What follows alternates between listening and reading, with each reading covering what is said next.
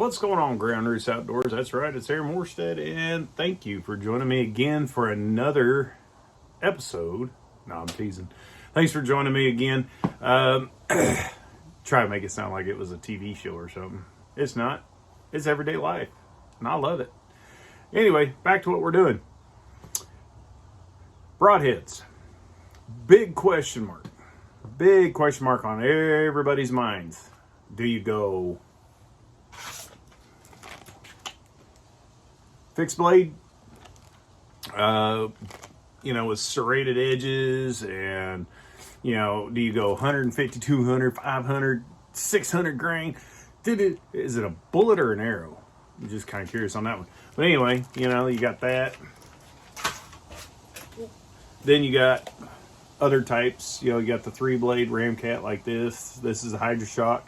And, the blades and all that good stuff are real, they're thin line and stuff, where these are more, thicker standard size. And then, of course, you got your G5 Mega Meat, or you got the Dead Meat. Okay, Mega Meat, says it's a 2-inch cut, but it's actually, somebody said it was like 2.5, 2.25-inch cut because of the 3 blades and all that good stuff. Check it out. And then you got the Rage, no collar hypodermics. Okay, and so and then you got Sever, and then you got Muzzy, and then you got Dead Meat, or Dead Ringer, or whatever. I mean, guys, there are so many broadheads out there on the market, and this is just scratching the surface. I mean, you got single bevels, you got double bevel, you got Tanto front tips, and you got cut on contact, and you got, what do you use? What do you do? And and so my question is for you guys, what do you think? What broadhead do you think that I should go with for the 2022 year? Now, guys, I'm partial.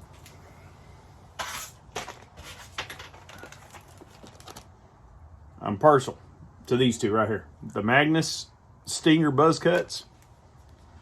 Ramcat HydroShock. HydroShock's my go-to broadhead. There is a cult following to Ramcat broadheads, y'all.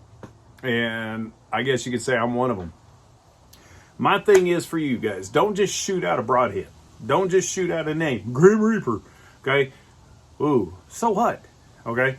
I don't really care about all that garbage, guys. I want you to tell me why I should use the broadhead of your choice. Why should I use a mechanical broadhead over a fixed blade broadhead when I have a 62-pound draw weight bow with a draw length of 28 to 28 and a half? I can get away with a 28 and a half, but I shoot 28-inch draw length. So, what should I do? What broadhead do you think I should use? Okay, so the thing is, guys, is that Mega Meat right there, that's a big cut. And those blades are going to open up, and when those blades open up, it's going to open up like rudders, or like flaps, on an airplane. And when those flaps open up, I mean, you think about it. Let me see if I can open them, guys. That's a massive cut right there, y'all. Massive cut. Okay, look at that.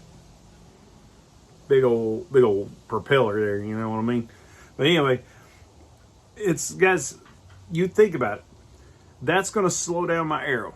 Okay, and again, I shoot 62-pound draw weight. I shoot a 28-inch draw length, guys. So I'm already giving up quite a bit of speed. Okay, so is it worth? I'm putting blades back. I'm OCD about it. I can't leave them sitting out. Okay, but anyway, is it worth that arrowhead, or that broadhead, slowing the arrow down that much? So what I want to do, I already told you guys that I'm looking at going to a little bit lighter arrow. going to about a 450 grain to about 465, 407 grain arrow instead of a big old 550 grain. Now, however, you guys know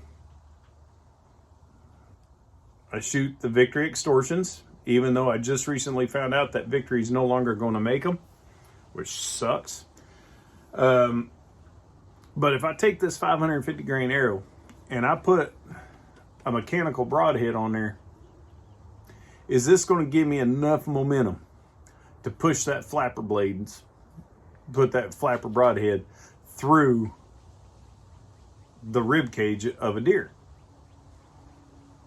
That's the question. So, what do you think?